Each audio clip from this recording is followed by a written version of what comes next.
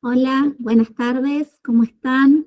Bueno, yo hoy tengo el placer con una nueva actividad con la doctora Joana Caterina Faliero, que nos va a acompañar en una conferencia, Los impactos legales en el ejercicio profesional del derecho del proyecto de ley de protección de datos personales, enviado por el Poder Ejecutivo Nacional a través del mensaje 87-2023.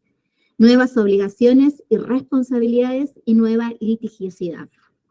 Bueno, vamos a hacer un breve resumen del currículum de la doctora Faliero, que es extenso y muy rico.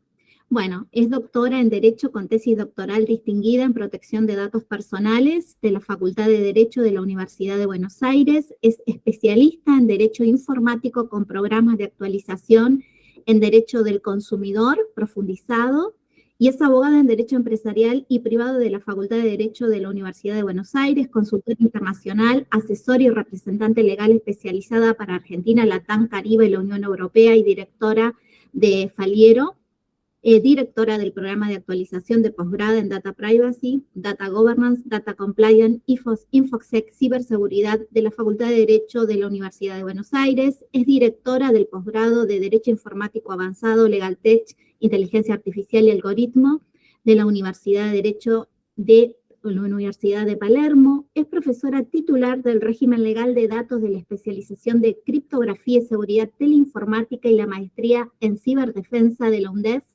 Es profesora titular de la materia en Derecho en el Ciberespacio del Instituto de Ciberdefensa de las Fuerzas Armadas, Escuela Superior de Guerra Conjunta de las Fuerzas Armadas y autora de 4 libros, entre ellos La protección de datos personales, editorial ad hoc del año 2020, y El derecho al anonimato, revolucionando el paradigma de protección en tiempo de postprivacidad, también de la misma editorial, año 2019, es disertante nacional e internacional. Buenas tardes, doctora Faliero, ¿cómo está? Es un placer tenerte.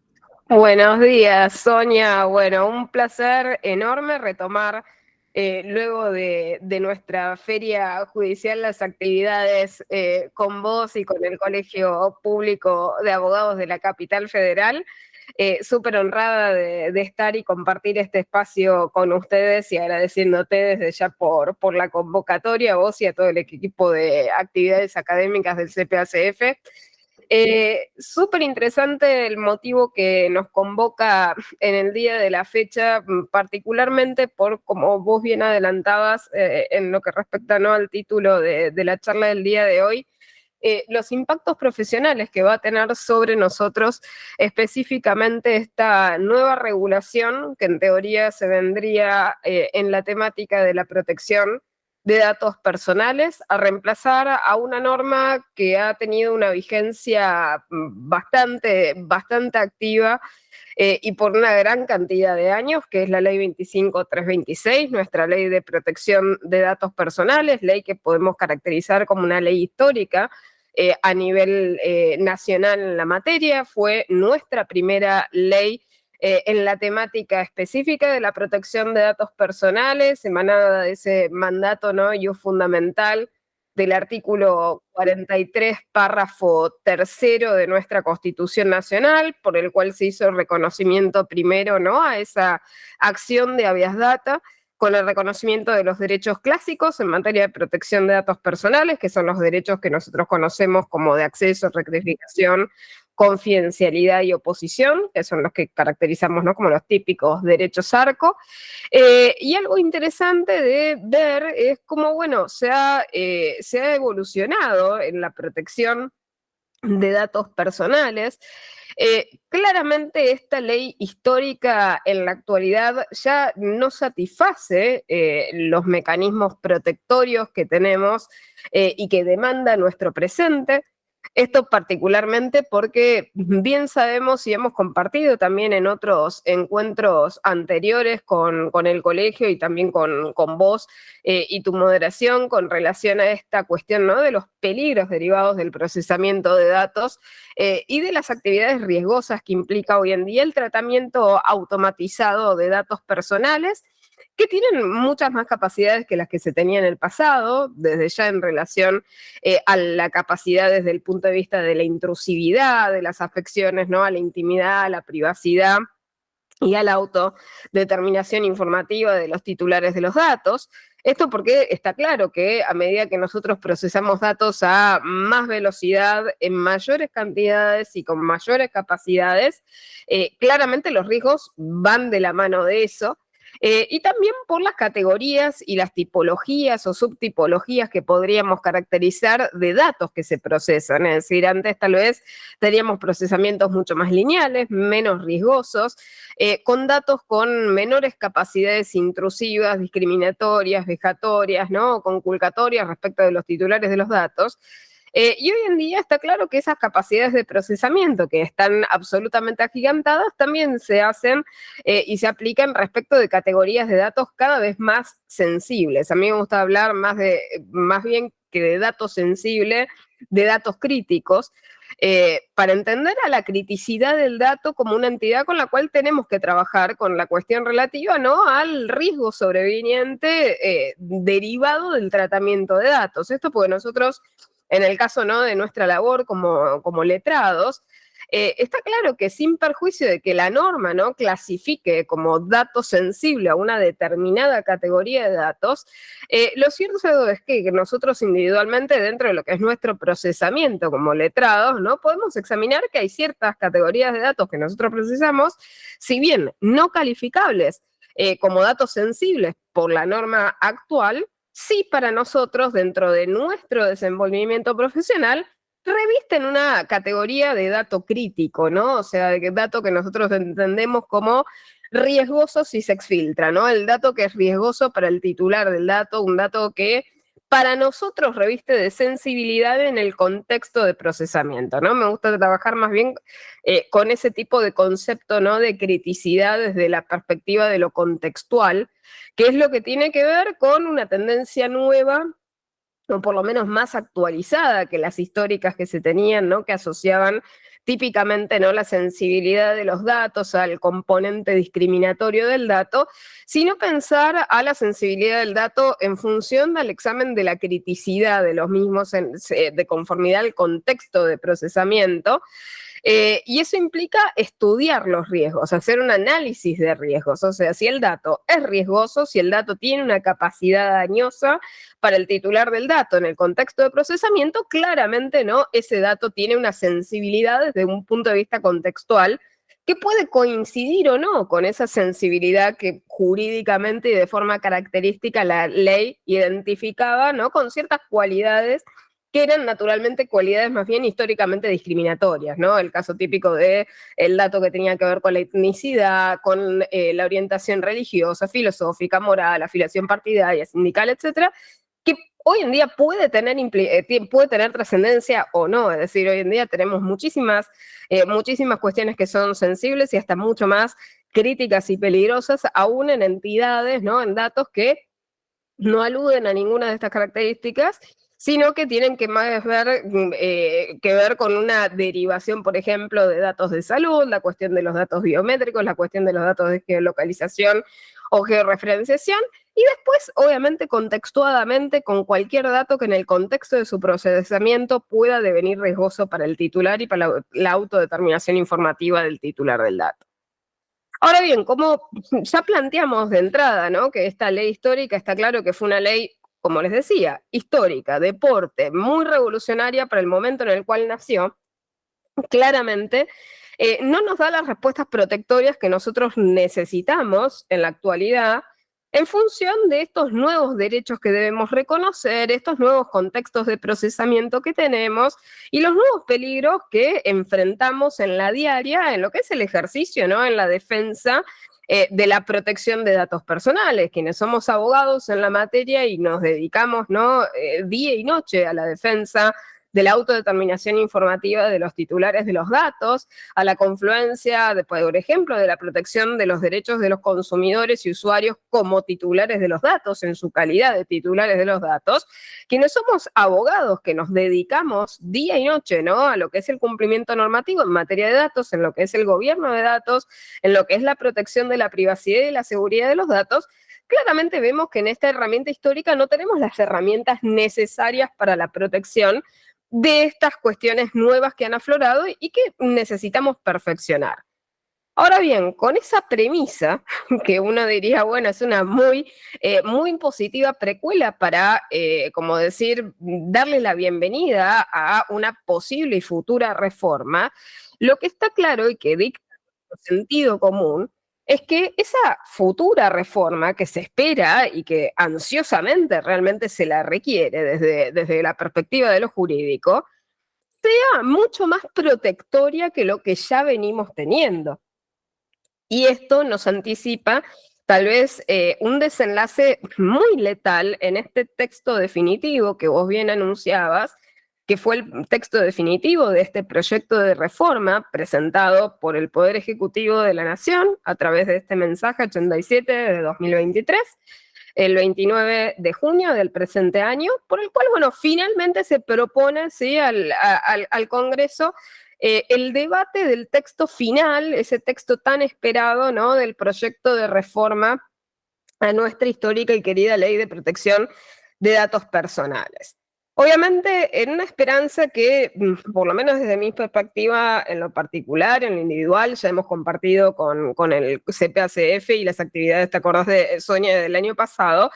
Ya teníamos una breve, como decirles, vista previa de que este futuro iba a ser complejo, porque en vez de acercarnos a nosotros, abogados, operadores jurídicos del derecho, una herramienta más profundamente protectoria de los datos personales, de la privacidad, de la intimidad, de la autodeterminación informativa de los titulares de los datos, muy por el contrario, parece en apariencia, es decir, logra simular una más robusta protección, mientras que desde la perspectiva de lo principiológico y de lo teleológico, rompe con los cimientos protectorios en materia de datos. Por lo tanto, en vez de ofrecernos mejores y más profundos mecanismos tuitivos en materia de datos y en materia del enaltecimiento del derecho de autodeterminación informativa de los titulares y darnos a nosotros, abogados,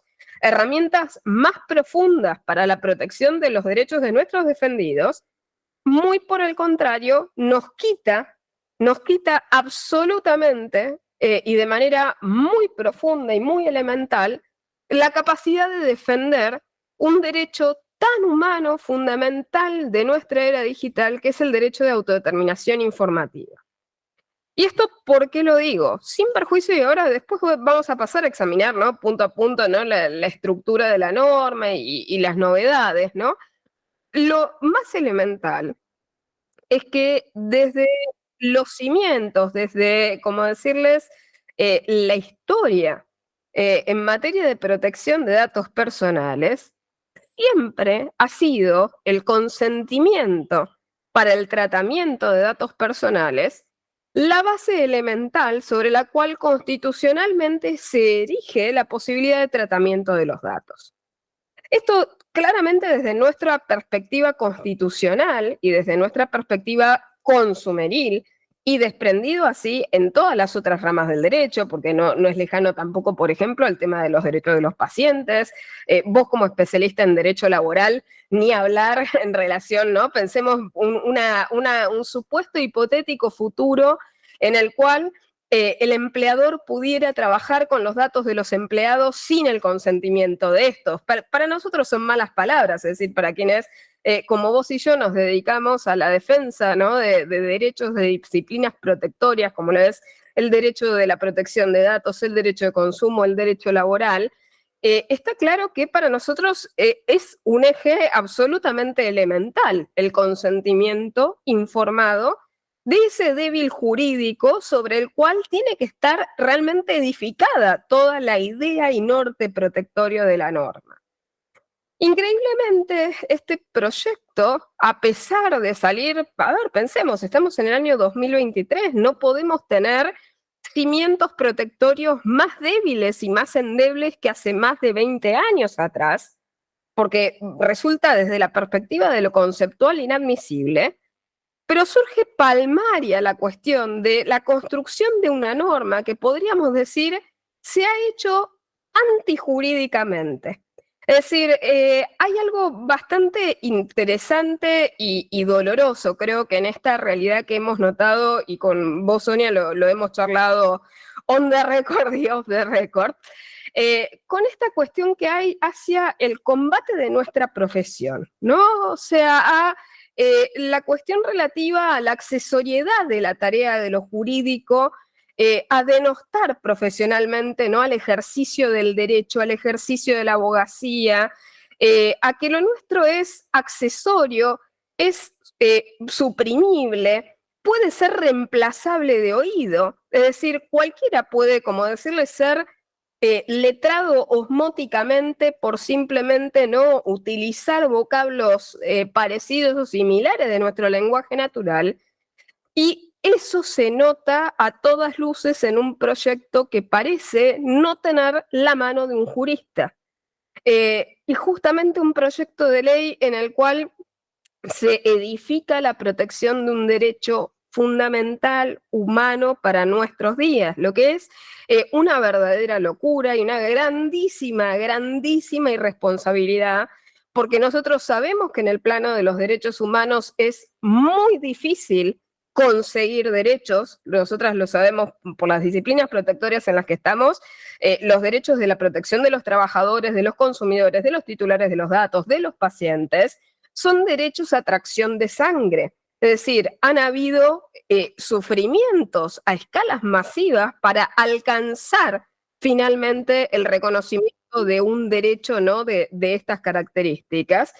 Y lamentablemente vemos cómo hemos perdido todo ese campo de avance a través de la corrosión simbólica de nuestra profesión, ¿no? A los efectos simplemente de decir, vamos a construir un nuevo régimen desprovisto de esto que ellos caracterizan como la cúpula de cristal, es decir, los abogados evidentemente, ¿no?, simbolizamos esa idea simbólica que se ha demonizado y estigmatizado de élite ilustrada, y que justamente, ¿no?, la cuestión relativa a la ilustración de orden jurídico sea mala palabra. Bueno, lamentablemente, les pese o les desagrade, la realidad es que esa cúpula, entre comillas, de cristal que han querido utilizar para simbolizar y denostar nuestra importancia y nuestra relevancia como profesión, es la que se ha encargado celosamente a lo largo de todos estos siglos de defender a capa y espada nuestros derechos. Nosotros trabajamos día a día y dedicamos nuestras vidas a la defensa de los derechos de nuestros defendidos, de nuestros patrocinados, de nuestros representados. Somos celosos de estas herramientas protectorias. Para nosotros no son adornos de contemplación, no son textos retóricos de estudio contemplativo a los cuales uno simplemente se sienta a observar y a esperar de a ver qué luego dirán, qué no dirán. No, para nosotros cuando en una norma se intenta, como en el proyecto, derrotar directamente un principio y retroceder en materia de derechos humanos, para nosotros es una afrenta gravísima. Para nosotros no es una cuestión en la cual nos vamos a sentar simplemente a debatir contemplativamente en redes sociales si hemos perdido o no el derecho a la protección de nuestros datos. Para nosotros no es anecdótico, es algo a lo cual nos vamos a tener que enfrentar desde el primer día que salga esta ley. Porque lamentablemente con avances sobre nuestras libertades de este porte, con estas características y con esta falta de idoneidad profesional jurídica específica de técnica legislativa que requiere la redacción de una norma de esta categoría, estamos perdiendo un derecho que va a permitir directamente no solamente legitimar prácticas abusivas enquistadas en la industria de procesamiento de datos, sino que las va a convertir en lícitas. Hay algo peor que simplemente legitimar los abusos históricos que se cometieron, sino convertirlos en prácticas absolutamente lícitas. Y aquí yo me pregunto, reflexionando al respecto de esto, ¿de qué nos importa que el sistema sancionatorio actualice las multas cuando no va a haber situación a la cual aplicarle esa multa actualizada? Porque todas las situaciones que nosotros proyectamos en nuestras cabezas para aplicar esas multas actualizadas son las que surgen de la violación de los principios elementales que hemos estudiado del pasado, no de estas barbaridades. Es decir, cuando pensemos en vamos a aplicar una sanción por un tratamiento de datos no consentido, en ningún momento, porque van a haber otras 5 excepciones por las cuales el consentimiento es una situación anecdótica más del procesamiento de los datos. Por lo tanto, todo lo que nosotros creemos que va a ser merecedor de esas más cuantiosas sanciones será absolutamente inaplicable. Y no solamente eso, por culpa de esas imprecisiones jurídicas que se introducen en estos textos, se introducen cuestiones que jurídicamente no tienen el significado que de buenas a primeras alguien de buena fe puede llegar a entender con su sentido común. Y eso implica que no solamente se quita la categoría que les mencionaba del consentimiento informado como base única de tratamiento, como condición para el tratamiento, como principio básico del procesamiento de datos, sino que además de esto, se amplían las excepciones, se le dan la jerarquía a dichas excepciones como principios también de tratamiento, como lo llama este proyecto, bases legales para el tratamiento, y además de esto, enarbola nuevas excepciones. Creo que claramente todos los especialistas en materia de protección de datos, quienes por lo menos estamos en la orientación protectoria, ¿sí? Porque está claro que desde ya el abogado empresarial o corporativo va a buscar y va a perseguir tener la mayor laxitud que le permita procesar los datos sin prácticamente hacer ningún esfuerzo.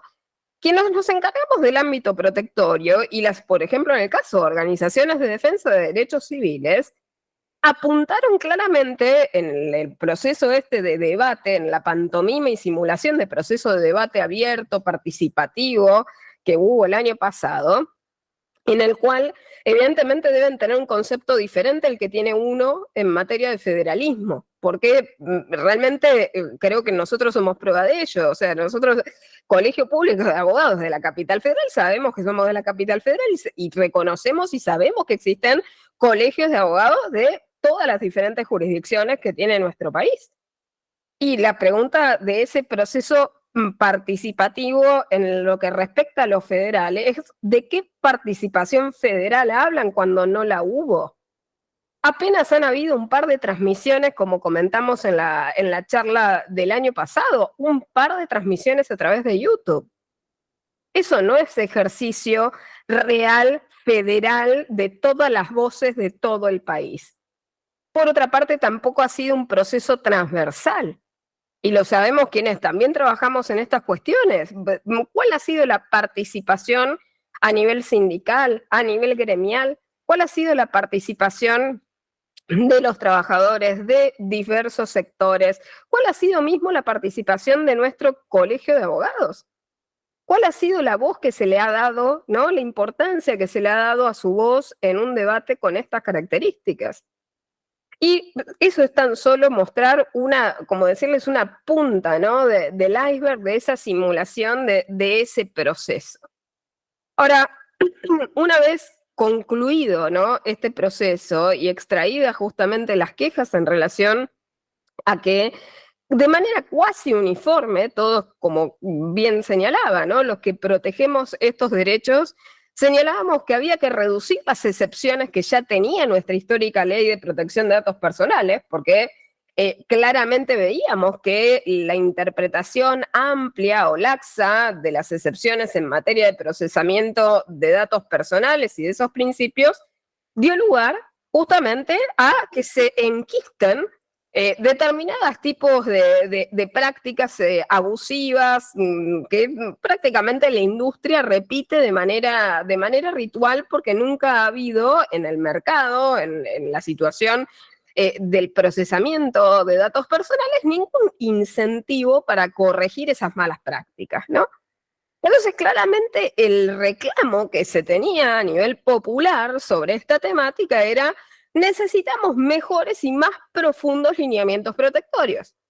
Necesitamos sanciones claramente pecuniarias, disuasorias, más ejemplificativas, que permitan justamente, ¿no?, reflexionar a los infractores y convertir al seguimiento de la norma, ¿no?, como la regla a seguir, a ejemplificar, a estimular en el marco regulatorio, ¿no?, de que quienes están sujetos a las mismas tengan respeto por las leyes, tengan respeto por los principios de tratamiento de datos, entre los cuales estaba el tema del consentimiento como principio de tratamiento, la seguridad de los datos, que es una gran asignatura amplísimamente pendiente. Nosotros estamos viendo que en nuestro país tenemos cada vez más cantidad de incidentes en materia de ciberseguridad, tenemos más profundos incidentes en esta materia, es decir, no solamente tenemos desde un punto de vista cuantitativo, desde un punto de vista cualitativo, cada vez son más graves estos incidentes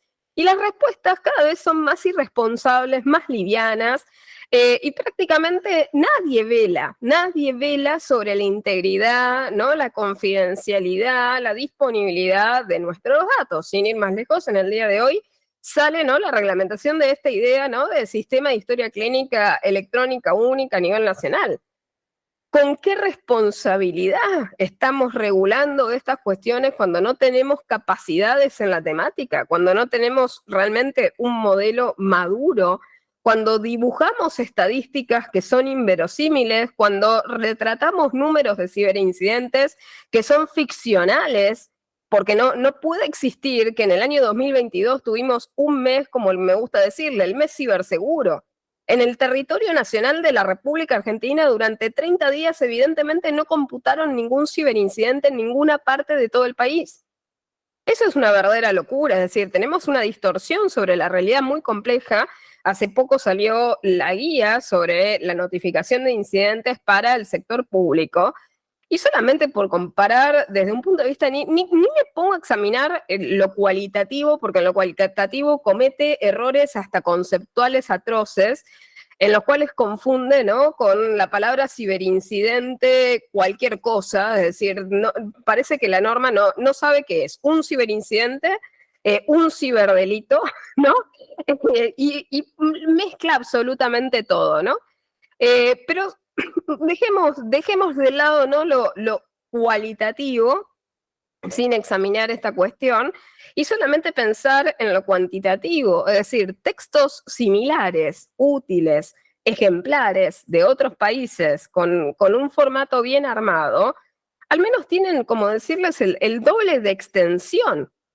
Esto no por priorizar cantidad sobre calidad, pero decir, el doble, como decirles, de extensión de información útil. Y sin ir más lejos, el mismo tipo de documento de la Agencia Española de Protección de Datos Personales tiene más de 48, ¿no?, carillas, y tiene una estructura lógica en la cual el eje justamente es la guía de la notificación.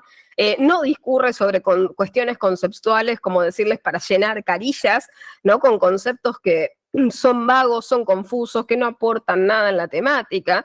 Así que bueno, desde el lado, ¿no?, de esta cuestión de la seguridad, tenemos mucha retórica, ¿no?, una hiperinflación de normativa, les diría estéril, y absolutamente inútil. Y esto complementaría el ámbito de la protección de datos, porque de eso pende, ¿no?, ese principio, el principio de la seguridad.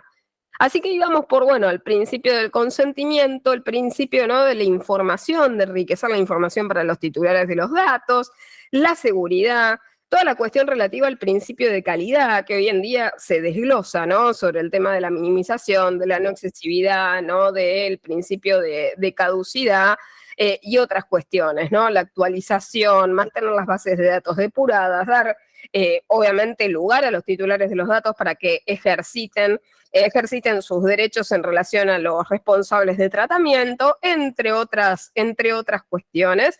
Y todo ello también se suma a los principios relativos a las sesiones en materia de datos personales, que por lo general siguen concatenadamente, ¿no?, los principios relativos al consentimiento, y luego también todo lo relativo a las transferencias internacionales en materia de datos personales. Ahora bien, ¿qué es lo que nos pasa con este proyecto, no? Claramente, en vez de profundizar esa base legal del tratamiento, que es el consentimiento, y trabajar las excepciones de manera más reducida, de manera más contraída, por el contrario, amplía las excepciones, y no solamente eso, genera esta cuestión que yo les mencionaba, de establecer el consentimiento de carácter informado como una base más legal del tratamiento de datos. Entonces, para resumir un poco, ¿no?, estos cambios de lo que se viene. Arrancamos con un objeto más depurado, más simplificado, ¿no?, que incluye esta cuestión de la mención de lo relativo a la autodeterminación informativa, lo cual es bastante poético, por lo menos es risible desde lo jurídico, porque no parece ser un señuelo, ¿no? Nosotros comenzamos leyendo estas cuestiones y decimos, bueno, es prometedor, porque si por primera vez menciona de forma expresa la autodeterminación informativa, está claro que para nosotros autodeterminación es un sinónimo de autonomía de la voluntad, y la manera de exteriorizar nuestra autonomía de la voluntad es claramente nuestro consentimiento informado.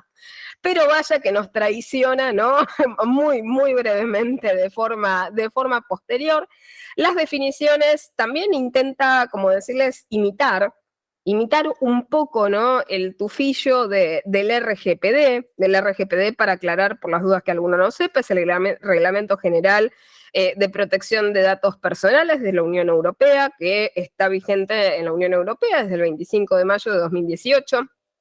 Fue sancionado en el año 2016 y vino a reemplazar la Directiva 9546 de la Comunidad Europea, que era la histórica directiva por la cual nuestro país, si ustedes bien recuerdan, también históricamente habíamos sido apuntados como país con nivel adecuado de protección de datos personales en función, ¿no?, de ese texto anterior.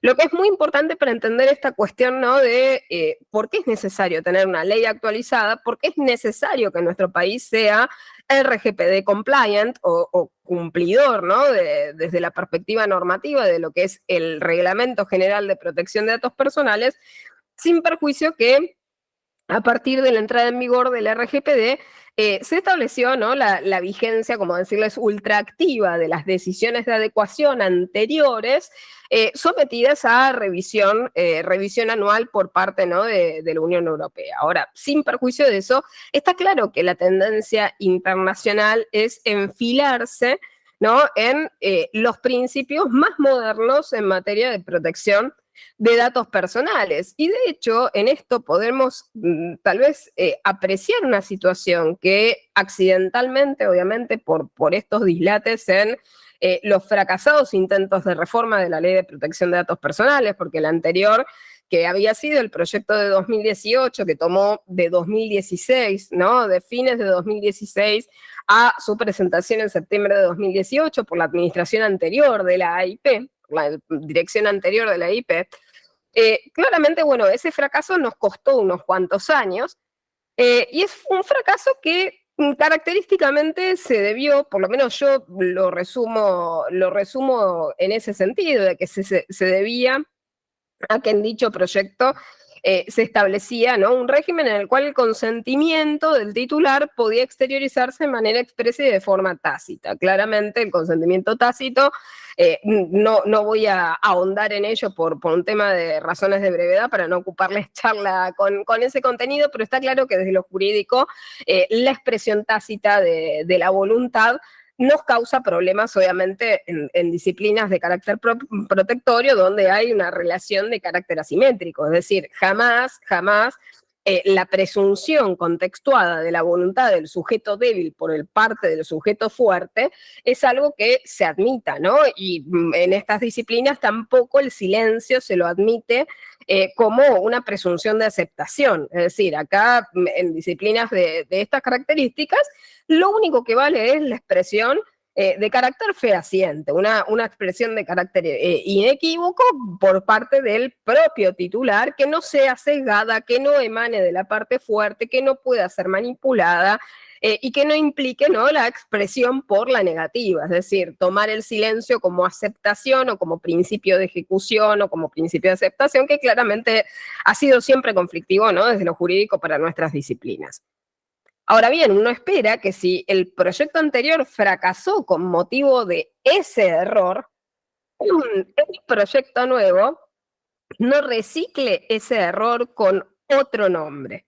Es decir, no vuelva a reconstruir en sus pasos diciendo, aquí hemos, porque de hecho parte, ¿no? Como decirles de la publicidad que se le hizo a este nuevo proyecto el año pasado, fue en estos eventos públicos que se realizaron presentando al mismo, el justamente apoyar la argumentación diciendo, hemos barrido con toda traza del consentimiento tácito.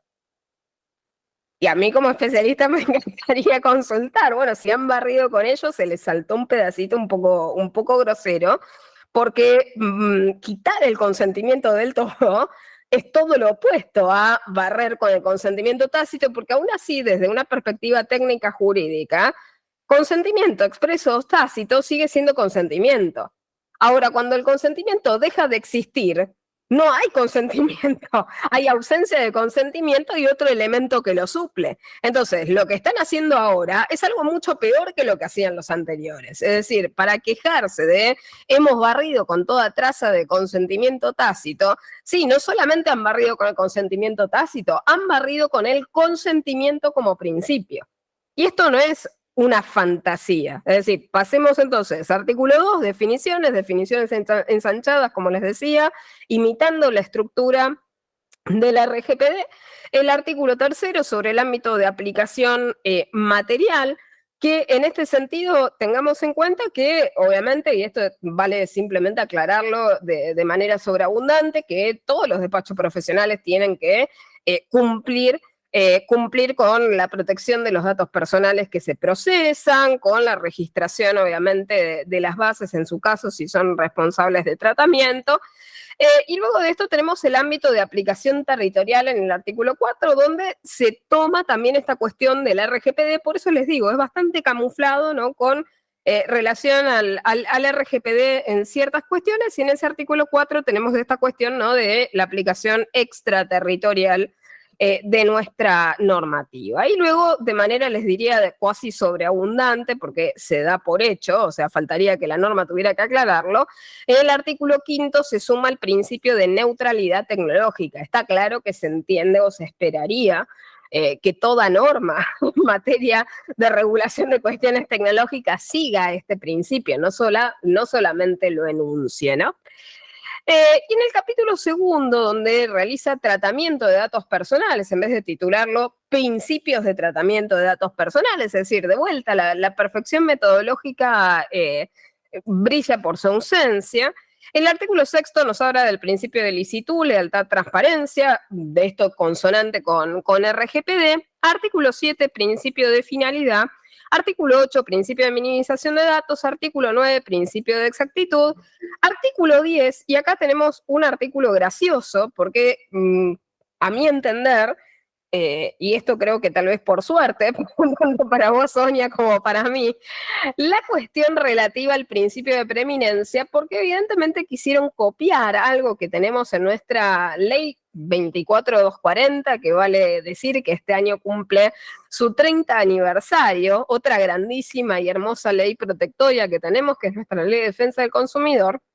Y aquí, evidentemente, han querido imitar ese toque, ¿no? De la 24240 en lo protectorio, y nos dice que en caso de duda sobre la interpretación y la aplicación de la presente ley, prevalecerá la más favorable a la persona titular de los datos personales. Cosa que a mí en lo personal me encanta, porque este es el mejor troyano que podían haberme dejado dentro de la norma, a mí y a todos ustedes letrados, para la defensa de los titulares de los datos, toda vez que si esta nueva 25326 o el reemplazo a la 25326 que nosotros tenemos, viene a ser menos protectoria que lo que nosotros esperamos, podemos aplicar el propio artículo 10 de la misma norma para eludir la aplicación de dicha norma y solicitar, en su caso, se aplique obviamente nuestra ley, por ejemplo, de defensa de los consumidores y de los usuarios, porque en ella va a seguir vigente la protección del consentimiento y del deber de información de los consumidores usuarios titulares de los datos, ¿no? Así que bueno, esto es como para decirles, hay luz detrás, ¿no? Como en el fondo del túnel, si nosotros tenemos que defender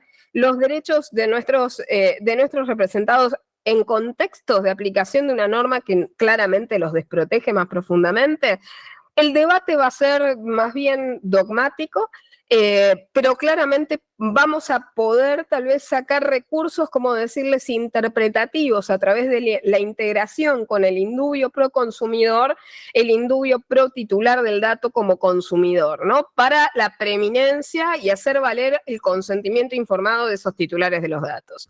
Pero bueno, esto nuevamente nos lleva al plano de la discusión desde la perspectiva de lo doctrinal, lo que no nos facilita las cuestiones, sobre todo que antes teníamos derechos garantidos, reconocidos, ¿no? De manera expresa, lo que es una gran pérdida.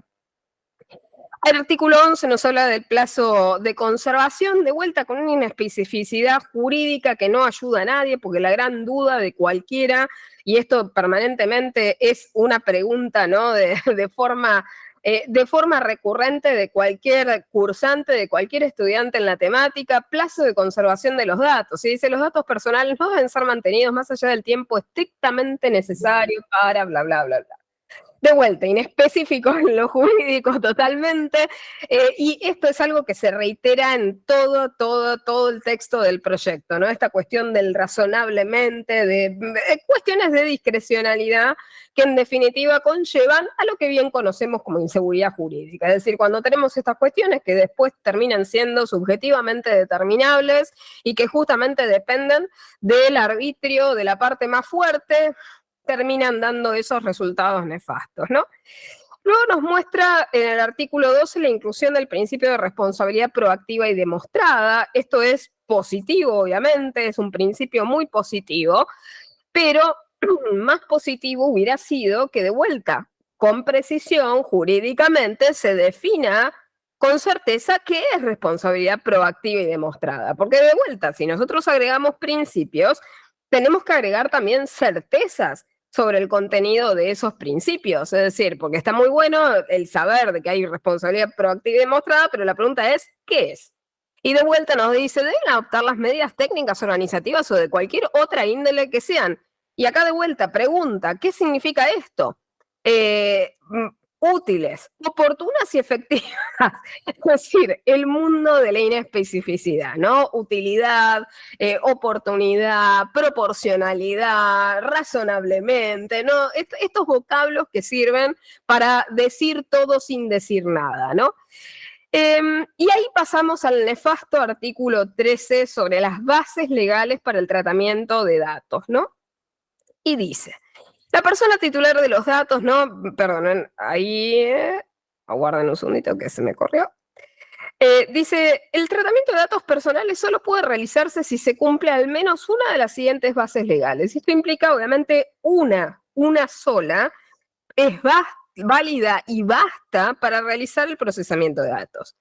Por lo tanto, no es consentimiento y algo más, sino que es una, cualquiera, igual, ¿sí? De todas estas condiciones. Condición A, que la persona titular de los datos otorgue su consentimiento para uno o varios fines específicos. Genial, ahí tenemos el principio de consentimiento. B, que se efectúe en ejercicio de las funciones y facultades propias de los poderes del Estado si sean necesarios para el cumplimiento de sus competencias. Gran punto señalado por expertos en materia de protección de datos personales y por las organizaciones del sector civil, diciendo de que esta, que antes en la ley 25.326 era una excepción al consentimiento, se viera reducida. No solo no se vio reducido, sino que se incorpora como base legal para el tratamiento. Por lo tanto, de pasar de ser una excepción, adquiere un rango superior de base legal de tratamiento de datos. C, que sea necesario para el cumplimiento de una obligación legal aplicable al responsable o encargado de tratamiento. Nuevamente, una excepción que se engrandece. D, que sea necesario, y acá tenemos la deformación de una excepción. Dice que sea necesario para la ejecución de un contrato en el que la persona titular de los datos sea parte o para la aplicación de medidas precontractuales.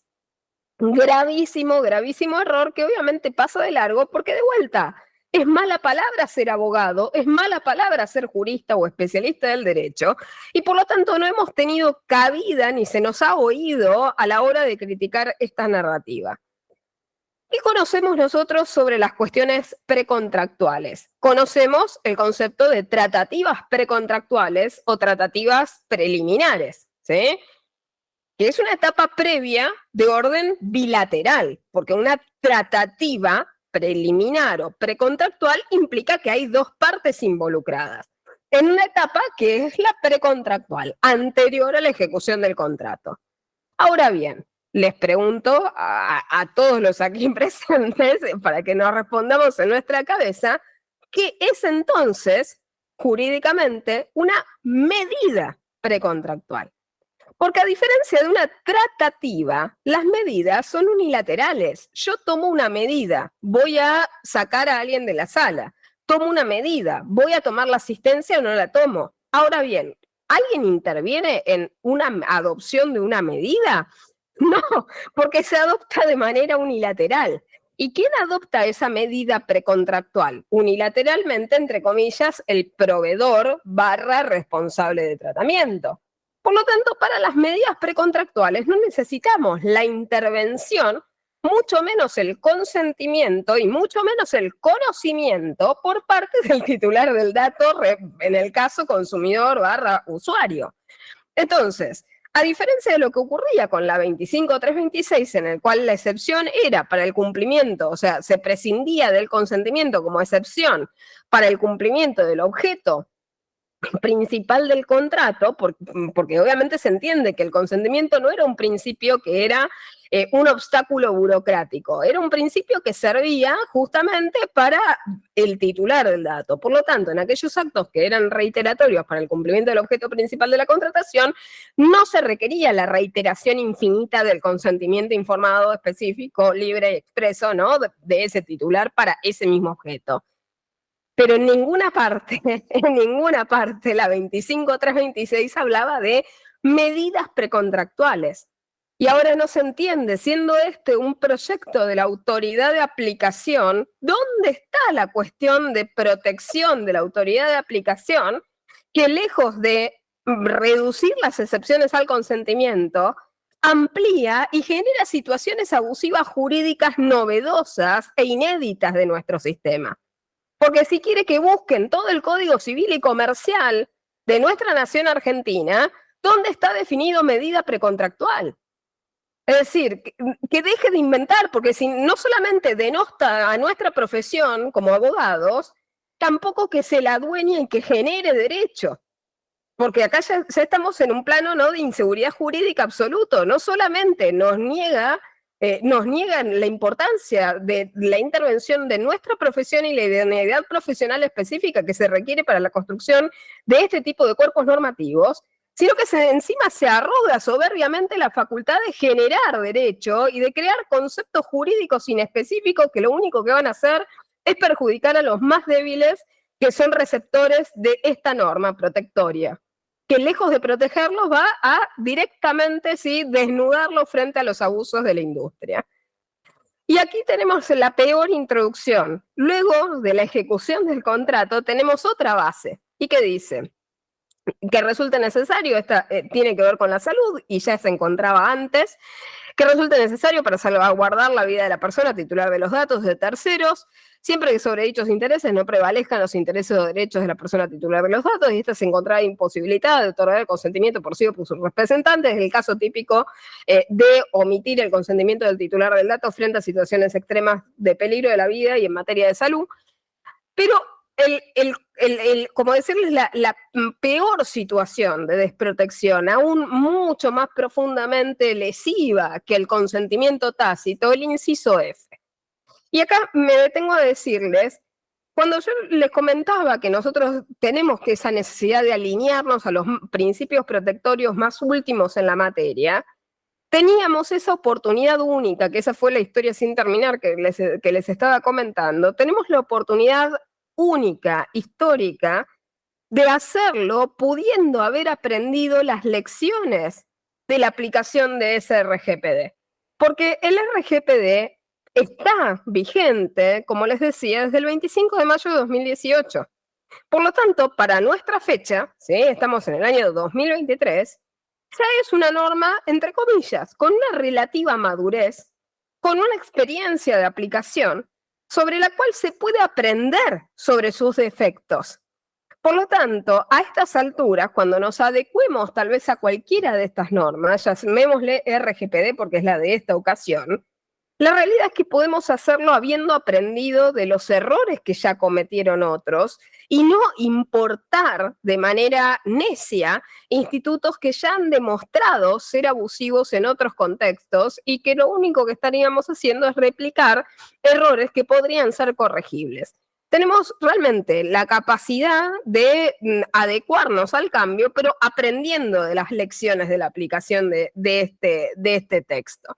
Por lo tanto, no es excusa que el RGPD lo tenga o no lo tenga el instituto, cuando en realidad podemos hacer nuestra propia experiencia con nuestras propias cabezas e importar aquello que es útil y dejar de lado aquello que no lo sería.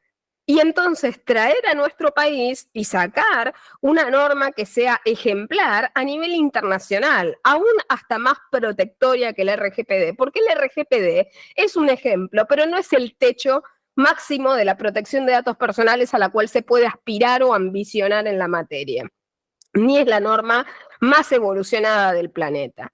¿Y qué hicieron? No, importaron tal cual el peor elemento del mismo. Y dice que sea necesario para la satisfacción del interés legítimo del responsable de tratamiento, siempre que sobre dicho interés no prevalezcan los intereses o derechos de la persona titular de los datos, en particular si la persona titular de los datos es una niña, niño o adolescente. Ni hablemos del riesgo que genera esto sobre hipervulnerables.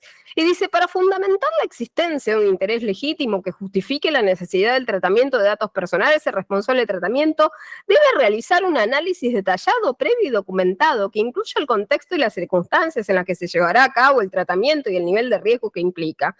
En este caso deberá reposarse respeto del principio de minimización de datos y su tratamiento deberá acotarse sobre la base de criterios expresos de proporcionalidad y razonabilidad. En el marco de los procesos de control del cumplimiento de las disposiciones de la presente ley, la autoridad de aplicación podrá requerir, ¿sí? Podrá requerir al responsable de tratamiento el análisis previo que fundamente el tratamiento de los datos personales para la satisfacción de un interés legítimo, y el responsable de tratamiento deberá ser capaz de demostrar la existencia del interés legítimo, la necesidad de recolectar o tratar los datos en cada caso, y los criterios de razonabilidad y proporcionalidad considerados para acotar dicho tratamiento, teniendo para sí la carga de la prueba. Pasando en limpio, nadie va a supervisar preventivamente ninguna aplicación de interés legítimo como base legal del tratamiento de los datos.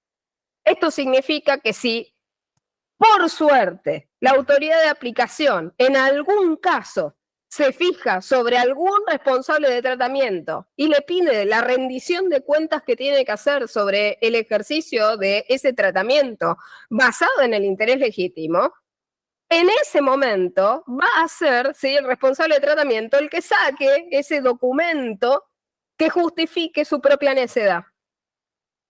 Solo en esa situación.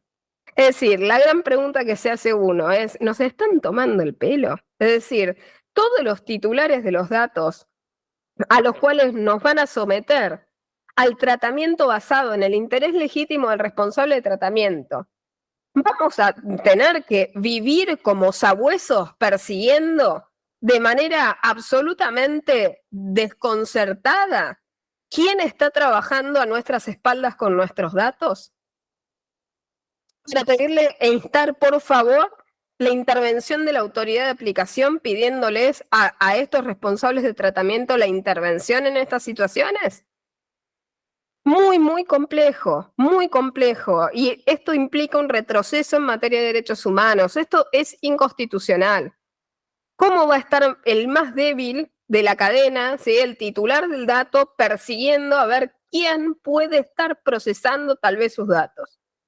Esto termina directamente legalizando la práctica abusiva que han aplicado históricamente los responsables de tratamiento de prescindir del consentimiento informado de los titulares de los datos.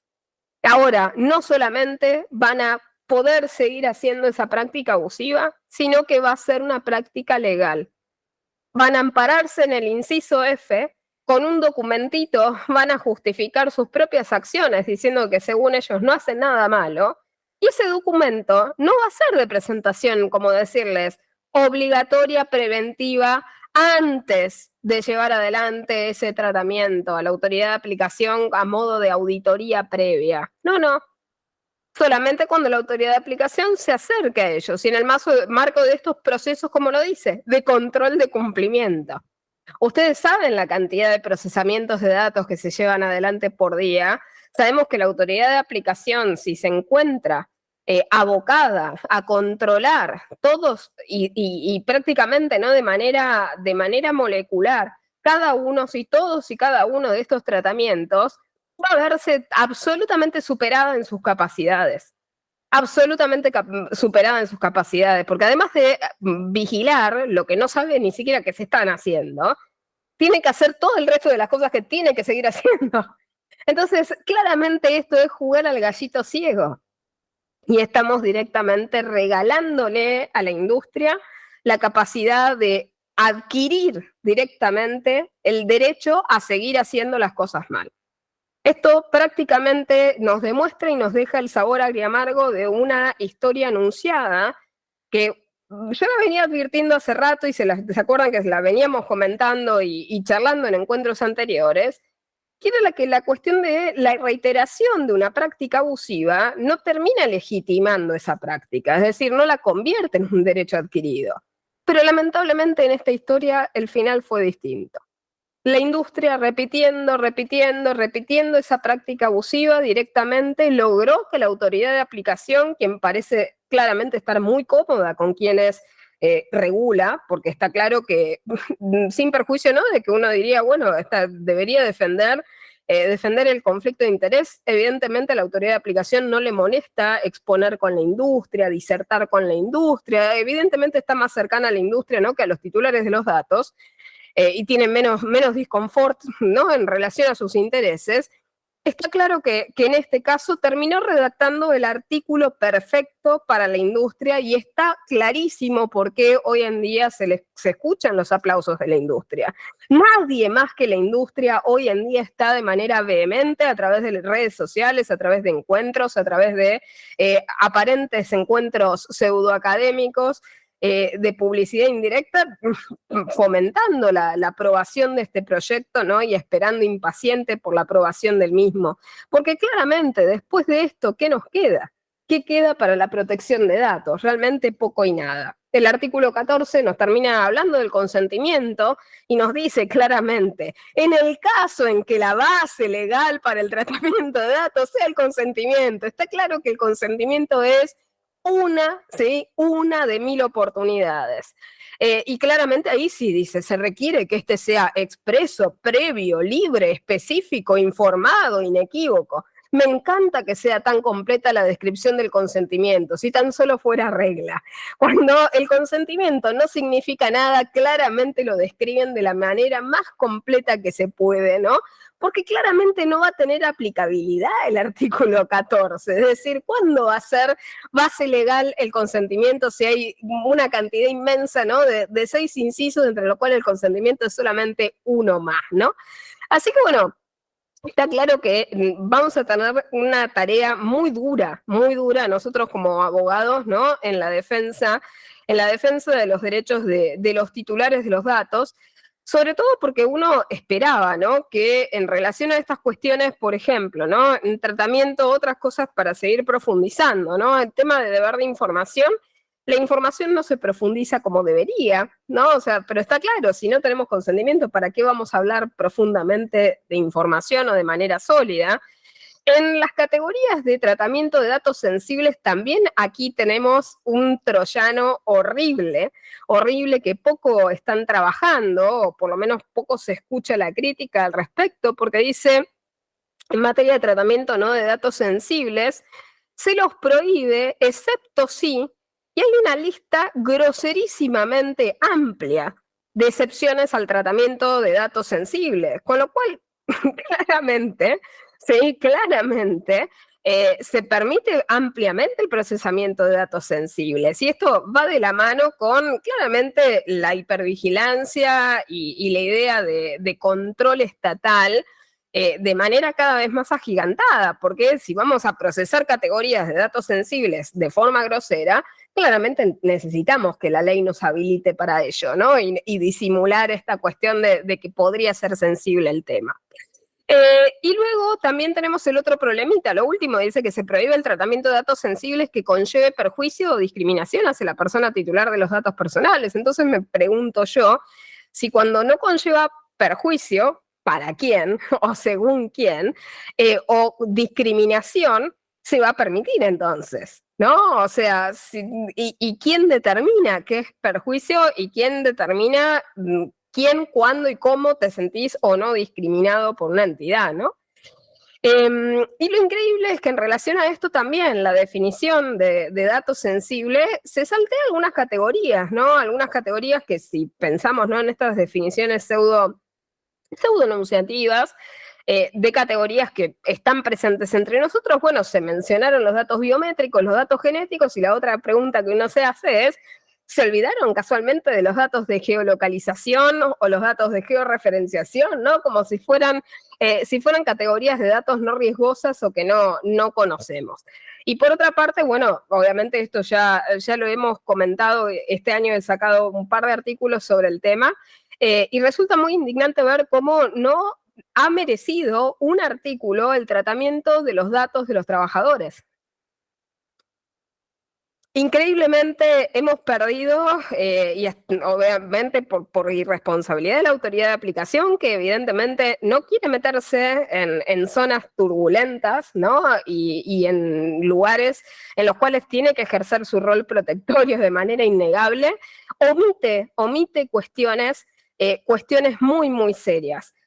Datos de los trabajadores, datos de personas racializadas, datos de personas migrantes. Es decir, parece que lejos de propender, ¿no?, a la filosofía que muchas veces no se embalsama esta autoridad protectoria de ser, ¿no?, como el paladín de estas cuestiones relativas a la defensa de los hipervulnerables, parece que no oyó y no incluyó a ningún hipervulnerable en su propio articulado.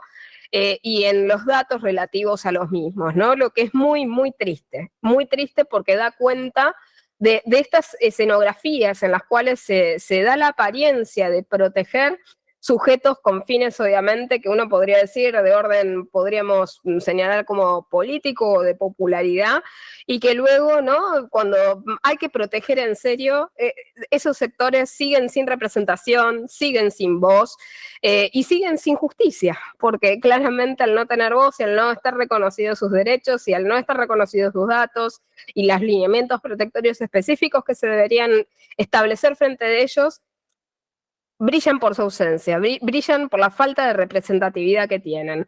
Y esto es muy triste porque esta misma norma le dedica un capítulo a los datos crediticios.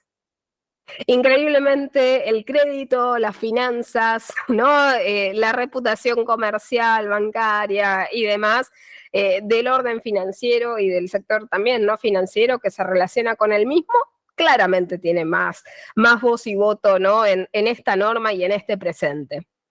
Finalmente, otra de las cosas que quería destacarles, en materia de derechos, o sea, sin perjuicio pasamos, ¿no?, a las transferencias internacionales, que es el capítulo 3, el capítulo 4, donde hablamos de los derechos de los titulares de los datos. Se reconocen algunos derechos, obviamente los derechos históricos de acceso, rectificación, confidencialidad y oposición, que son los derechos clásicos, esos claramente, ¿no?, se encuentran reconocidos, pero claramente en relación a esta cuestión tenemos algo bastante complicado, que es el tema de la acumulación de poder que se trasluce, ¿no?, en ese capítulo 4, ¿no?, la acumulación de poder en el cual las industrias y también la autoridad de aplicación van a convertirse realmente en figuras deidades en la temática, ¿no?, de la protección de datos personales, porque en el fondo van a ser capaces de decidir el destino de cualquier titular del dato en relación a sus derechos. Y esto particularmente en relación a los nuevos derechos incluidos, porque los derechos ARCOS son clásicos y no tienen mucho debate, mucha discusión. Pero acá claramente al incluirse en el caso el tema de las decisiones automatizadas y la elaboración de perfiles, está claro que la autoridad de aplicación y la industria se está reservando realmente el rol de dioses en estas temáticas, dioses decisores de estas cuestiones, a través de procedimientos que son de control absolutamente burocráticos, que van a tener poquísima trascendencia y efecto final en relación al titular del dato, que vaticinan justamente la repartija de estos emprendimientos, diríamos empréstitos, ¿no? de ciertos intereses políticos, de incursionar y de hacerse dueños capitalistas de nuestros datos personales en áreas tan críticas como las que compartimos justamente en una de las charlas del año pasado, que fue el caso de la justicia, ¿no? El tema de quién se pretende quedar, ¿no? con los datos de la justicia, con los datos de los justiciables. Y esto es bastante complejo. Las decisiones automatizadas y la temática de elaboración de perfiles viene avanzando a paso muy firme sobre el área de lo judicial. Y en este sentido está claro que los mecanismos de control relativos, ¿no? a esta cuestión del derecho que va a tener el interesado, ¿no? de solicitar la revisión por parte de una persona humana, es de vuelta una decisión, o sea, una revisión que va a estar dada en el mismo contexto del responsable de tratamiento. Por lo tanto, nadie, ningún titular del dato requiere una revisión de una decisión exactamente por parte de quien ha decidido su propio destino de manera anterior, ¿no? Porque esto carece de control, es la reiteración de una parcialidad y que claramente va a servir directamente de legitimación de la decisión tomada con anterioridad. Y acá nos cabe otra pregunta posterior que nos podemos hacer al respecto de esto, es ¿quién va a pagar los errores de los procesamientos automatizados? Es decir, cuando tenemos herramientas que toman decisiones en el orden de, entre comillas, segundos, minutos y demás, cuando tengamos 200.000 sentencias mal hechas, ¿quién va a hacerse cargo de ello? ¿O vamos realmente a hacer la vista gorda y vamos a pasar de largo como, bueno, no se consagraron determinados derechos en determinadas causas, ya está, no pasa nada, nadie audita nada, nadie controla nada, nadie mira nada? Y acá tampoco estoy dando la solución de la auditoría por parte de los propios interesados, que eso significaría de vuelta otro kiosco político económico de ganancias, que claramente es también lo que se está intentando impulsar, ¿no? El negocio del control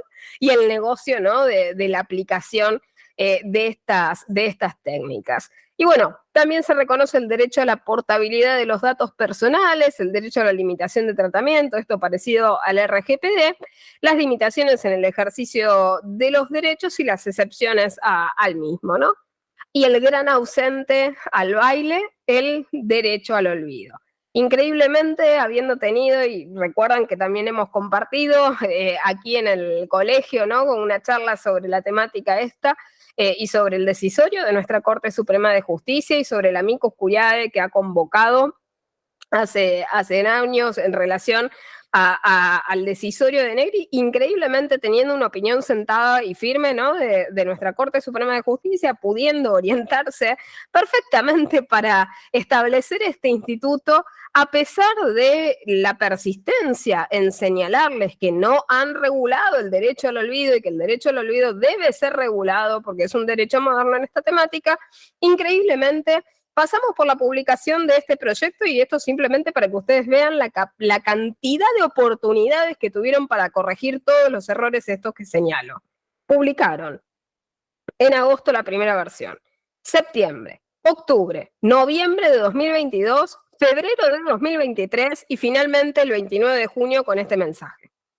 En ninguna de esas oportunidades volvieron hacia atrás en sus pasos, lo que muestra claramente, que tienen los oídos blindados al pueblo.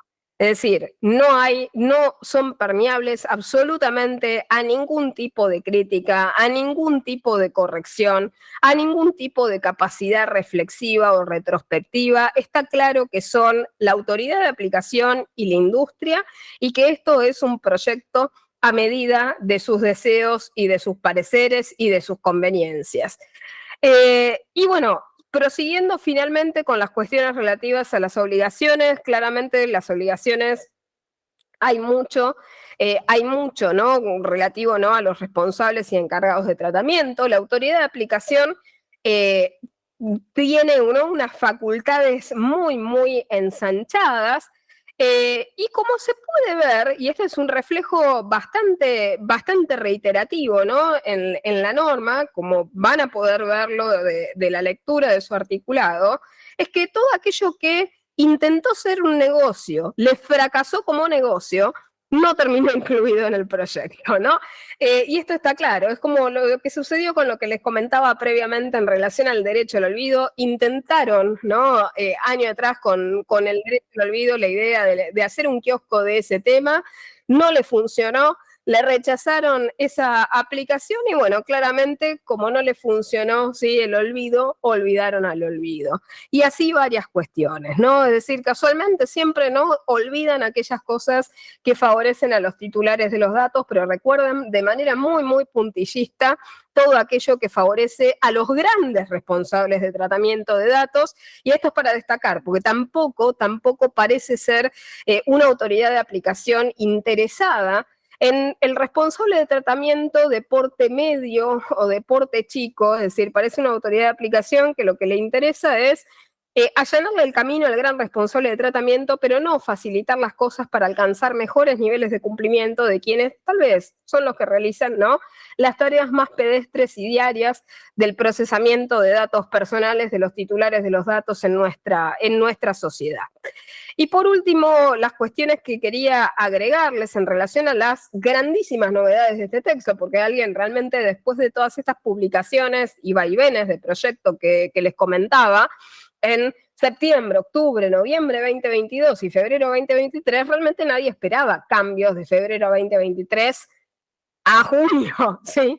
De 2023. Pero increíblemente sí los hubo. Y esto muestra también esas intenciones, como decirles, arteras, ¿no? Por parte de la autoridad de aplicación, porque uno diría, por lo menos en el camino de la coherencia, si has tenido la capacidad de publicar y republicar, a último momento, introducción de novedades y de nuevos artículos, simplemente es una traición a quienes han participado activamente, ¿no? de este proceso de construcción normativa que tanto dice ser participativo, abierto y demás.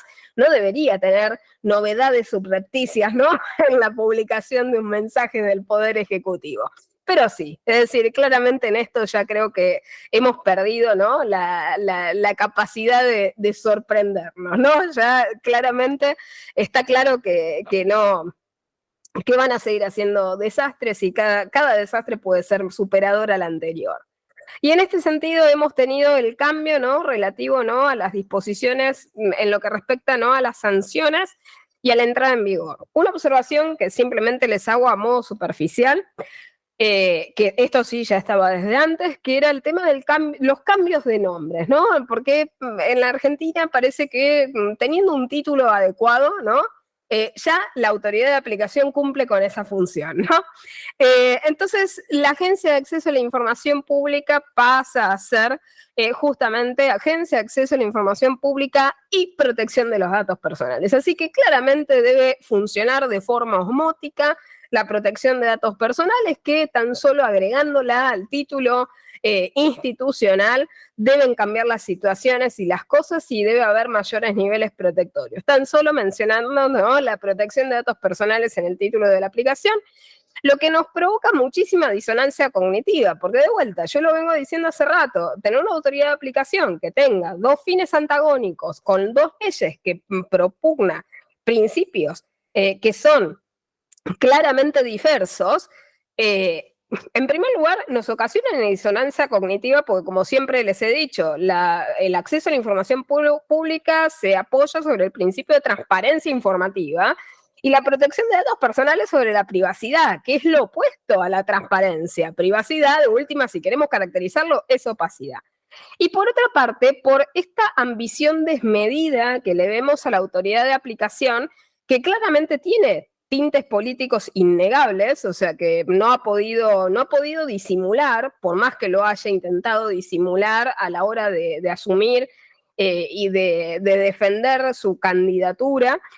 Lo cierto es que de manera posterior se ha claramente manifestado, ¿no? esa afiliación partidaria o política que justamente es causa, ¿no?, de incompatibilidad para ocupar el cargo, ¿no?, de dirección, pero bueno, sin perjuicio de lo cual se prosiguió con la misma.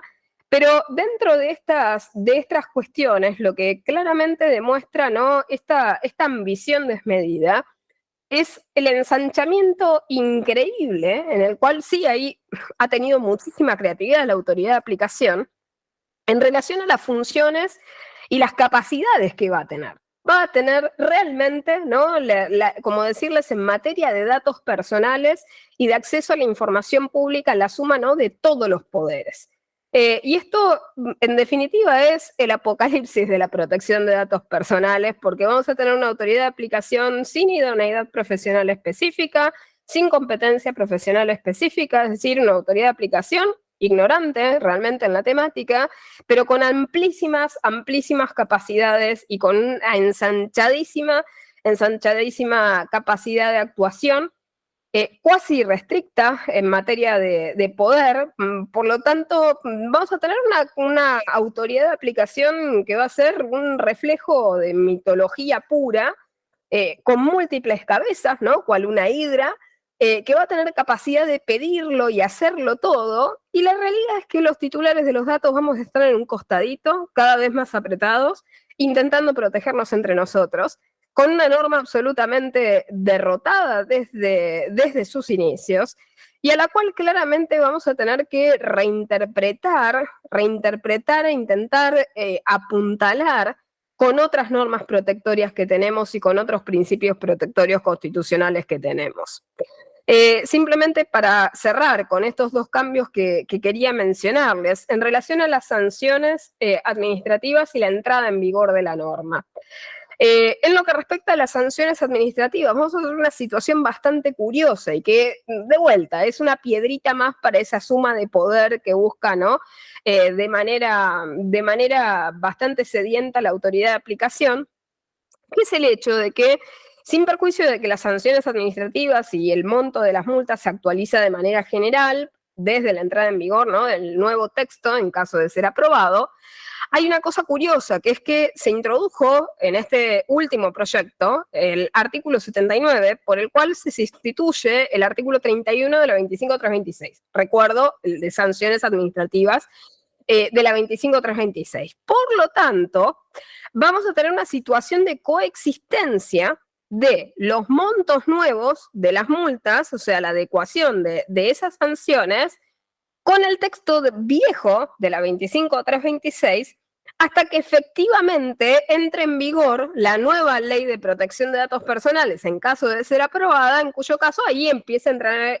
obviamente en vigor también las sanciones administrativas en el texto original de ese proyecto, ¿sí? ¿Esto por qué? Porque nadie se esperaba que en ese plazo de transición ya estuvieran vigentes algunos artículos, por ejemplo, en este caso, tan relevante como el de las sanciones administrativas, porque va a coexistir el régimen viejo con este nuevo artículo de los montos.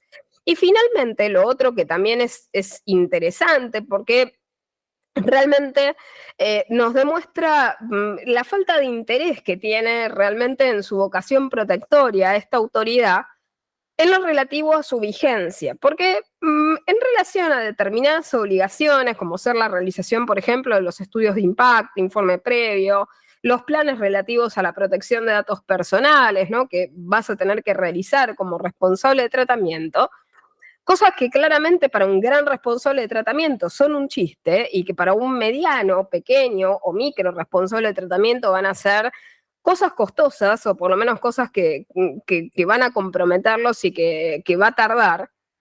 En términos generales, la entrada, ¿no?, en vigor de una norma de estas características, como lo decían los proyectos anteriores, en el caso del RGPD fue de 2 años, y en el caso, ¿no?, de las publicaciones previas que se habían realizado, eran de 1 año. Es decir, desde la publicación en el boletín oficial, la entrada en vigor de la norma era a partir del año, ¿sí?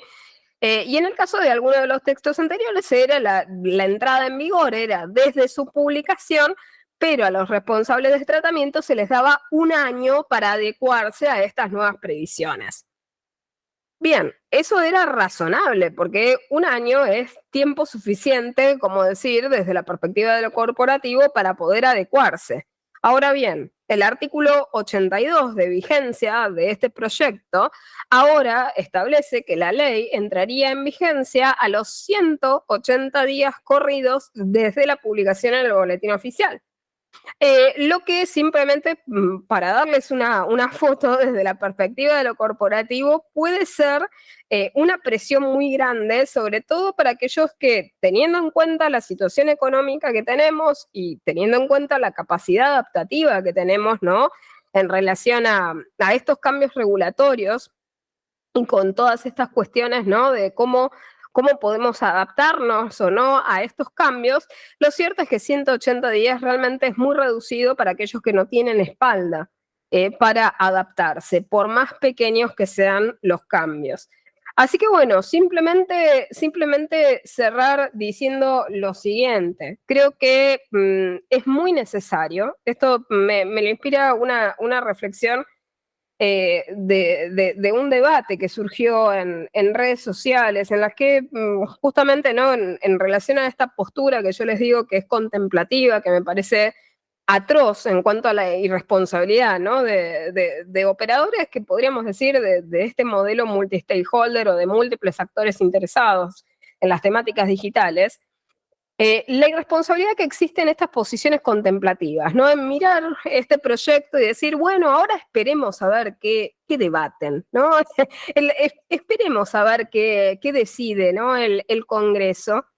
Cuando, si por el contrario, ¿no?, por ejemplo, les doy un ejemplo bien grosero, ¿no?, en vez de perder el principio del consentimiento informado para el tratamiento de datos personales, perdiéramos el derecho a la vida, o perdiéramos el derecho a la libertad de asociación, o perdiéramos el derecho a nuestra libertad de locomoción. Creo que la postura frente a bienes jurídicos de carácter más tangible nos meritarían actitudes por lo menos contemplativas. Es decir, no creo que nadie leyendo un texto en el cual se coloque, por ejemplo, que la persona tiene tal vez derecho a la vida, salvo un listado ensanchado de situaciones, creo que ningún ciudadano responsable leyendo un proyecto de esas características, simplemente diría, bueno, esperemos que ahora lo debatan y lo saquen. Porque yo apelo a que luego alguien se encargue de defender ese derecho, y si no, me enteraré que me he quedado sin derecho a la vida. Esto está sucediendo ahora. Nos estamos quedando sin derecho al consentimiento para el tratamiento de datos personales.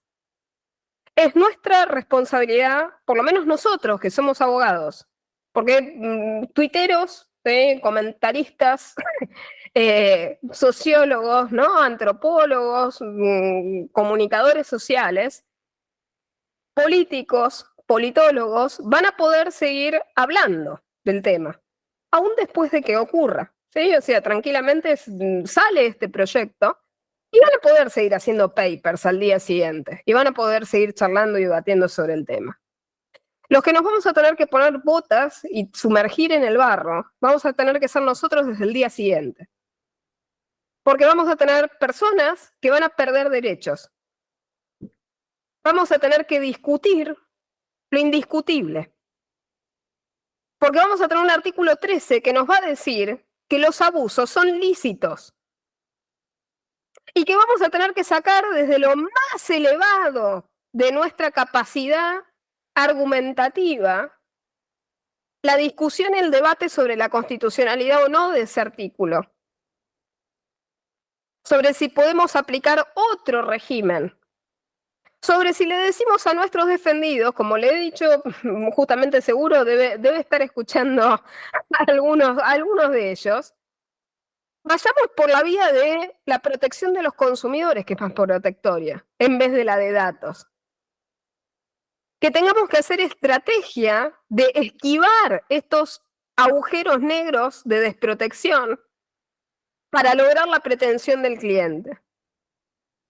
Esa tarea vamos a tener que enfrentar nosotros desde el día siguiente de esa entrada en vigor.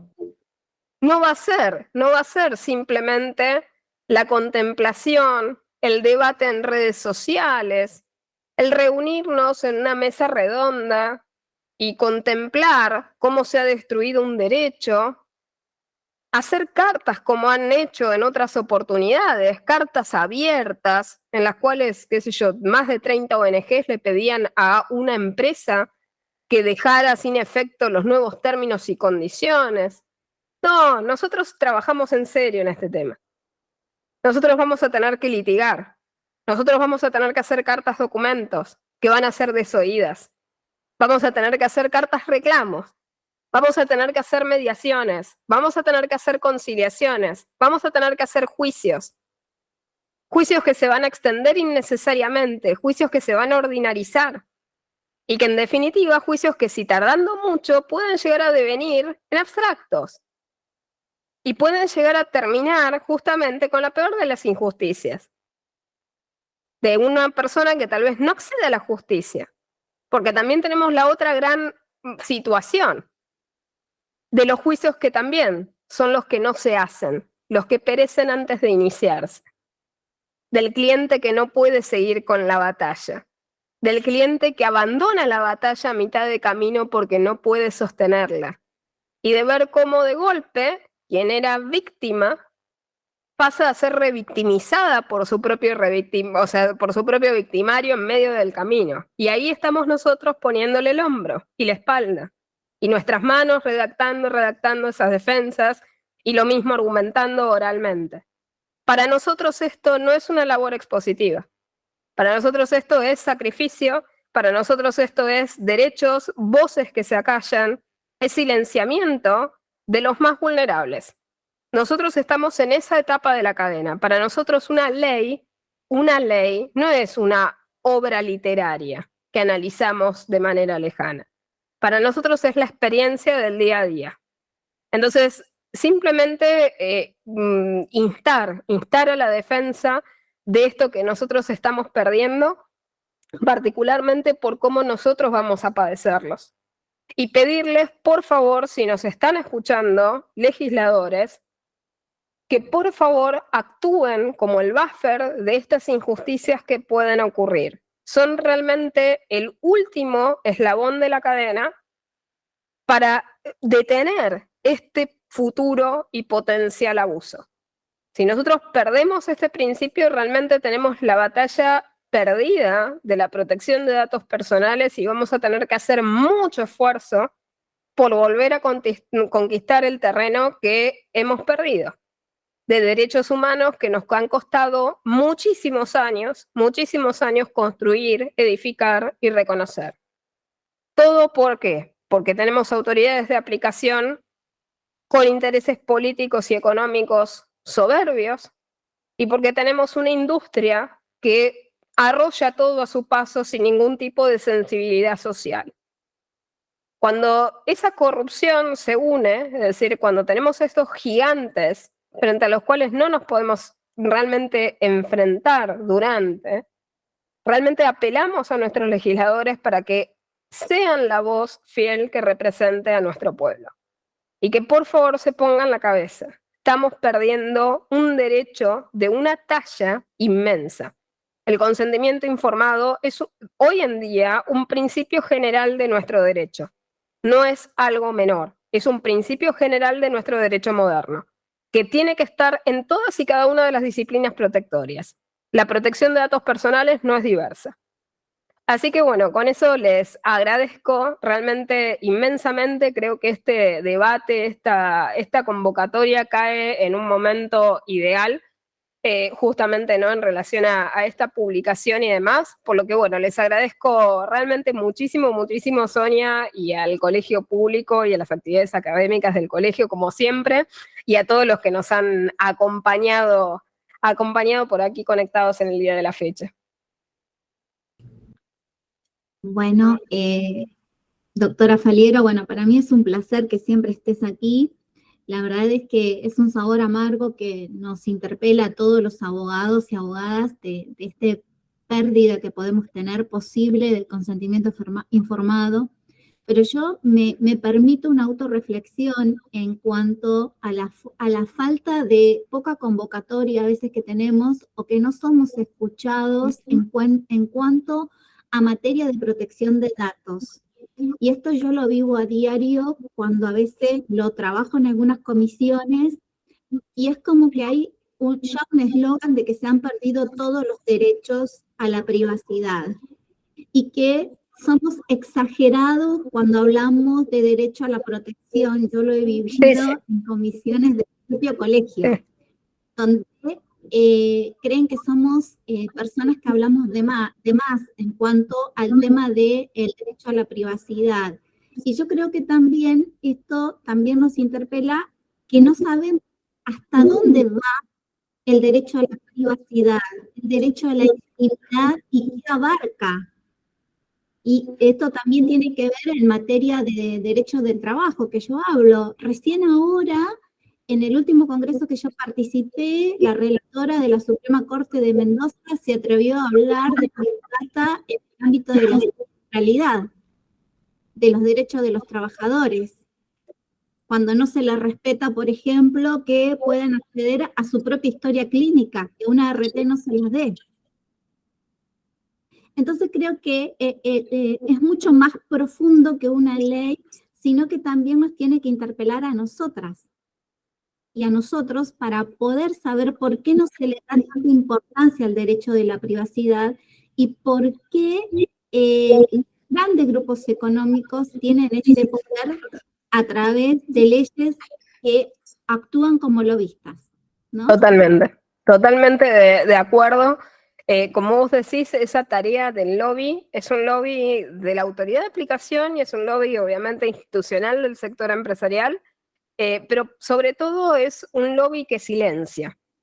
Como vos bien decís, se silencia desde lo simbólico, se desautoriza desde la palabra y se aniquila esta lucha desde la base de la idea absolutamente falaz de que la privacidad ha nacido derrotada. Por lo tanto, al tener ese piso, ¿sí? Ese piso de ya no existe privacidad, ya no existe, ¿no?, absolutamente ningún tipo de mecanismo de defensa, se puede hacer cualquier cosa. Y acá tenemos en este proyecto el resultado. Sí, se puede hacer cualquier cosa. Si nosotros partimos de la base de que no tenemos nada, claramente se puede destruirlo todo.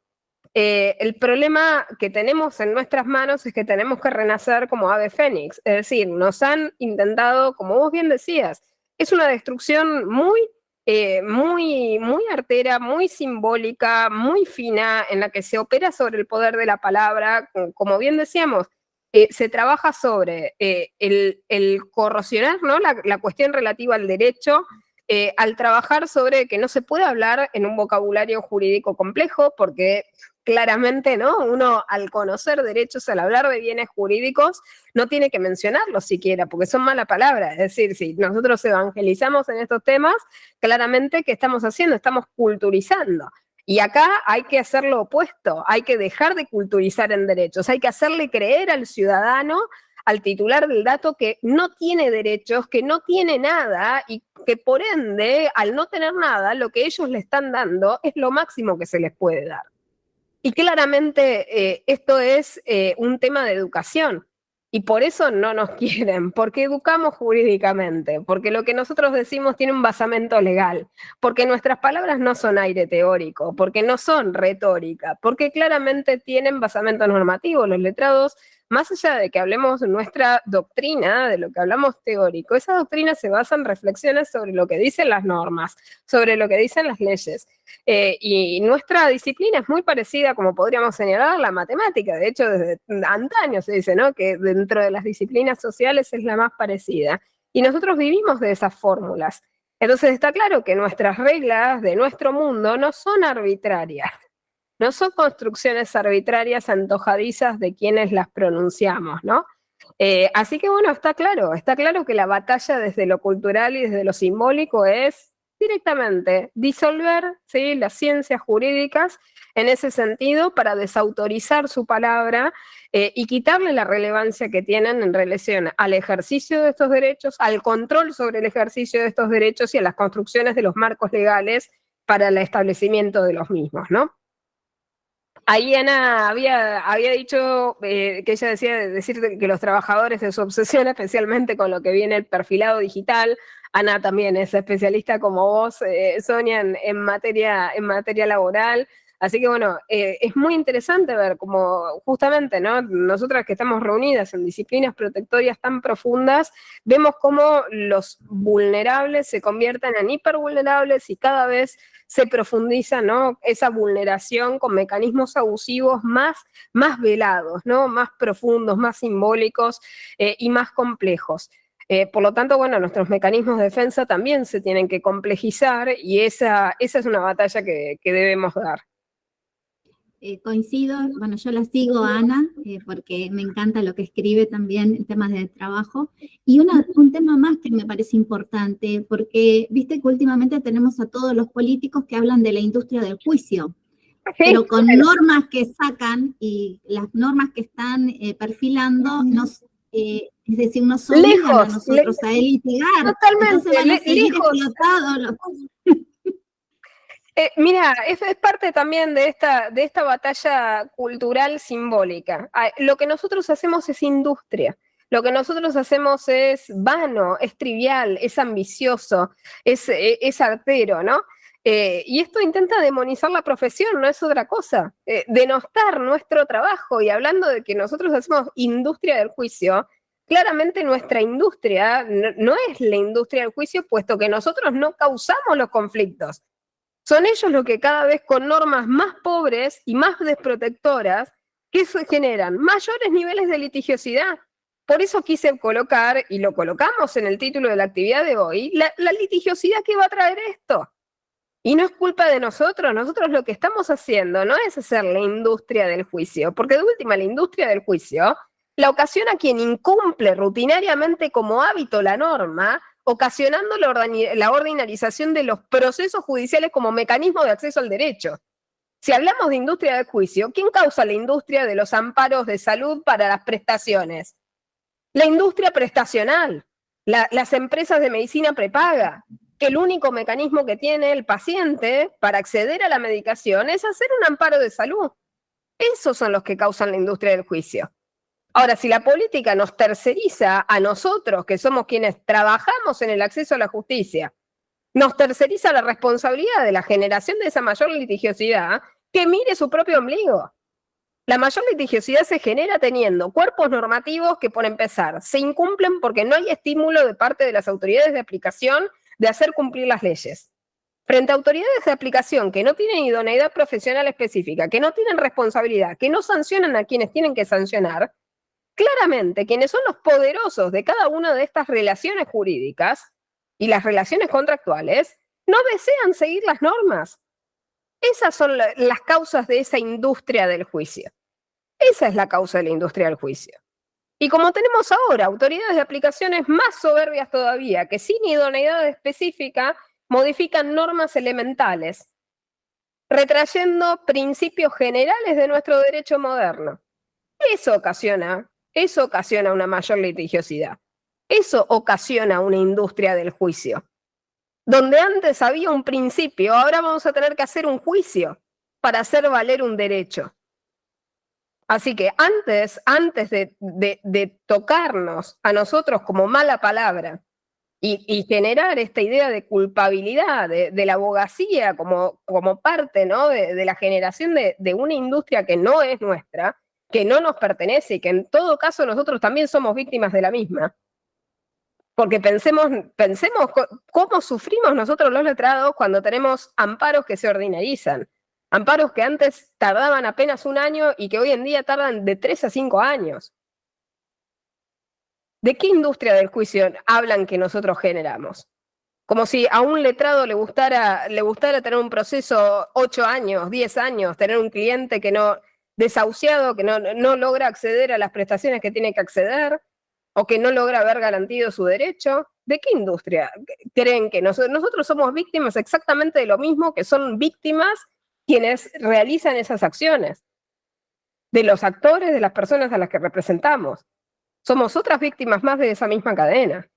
Por lo tanto, bueno, es parte de esta batalla que se está dando en lo simbólico para realmente corroer los cimientos de nuestra profesión, porque claramente nosotros somos defensores de eso que ellos quieren derribar. Mientras que nosotros existamos, vamos a saber que existen esos principios, ¿sí? Doctora, la molesto. Sí. Quedan 5 minutitos, ¿sí? Bueno, Ahí estamos. Sí, estamos ahí Excelente.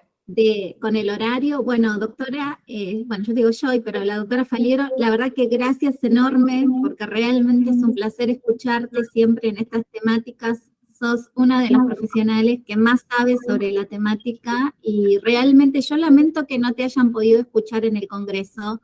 Lamento que no te hayan podido escuchar tus aportes, que eran críticas totalmente constructivas.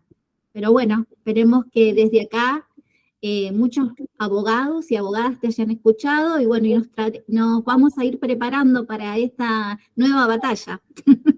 Totalmente. Bueno, Sonia, muchísimas gracias a vos, muchísimas gracias a todos los asistentes y desde ya especialmente al Colegio Público de Abogados de la Capital Federal. Un cariño gigante y nos estaremos reencontrando en el próximo encuentro a fines de mes.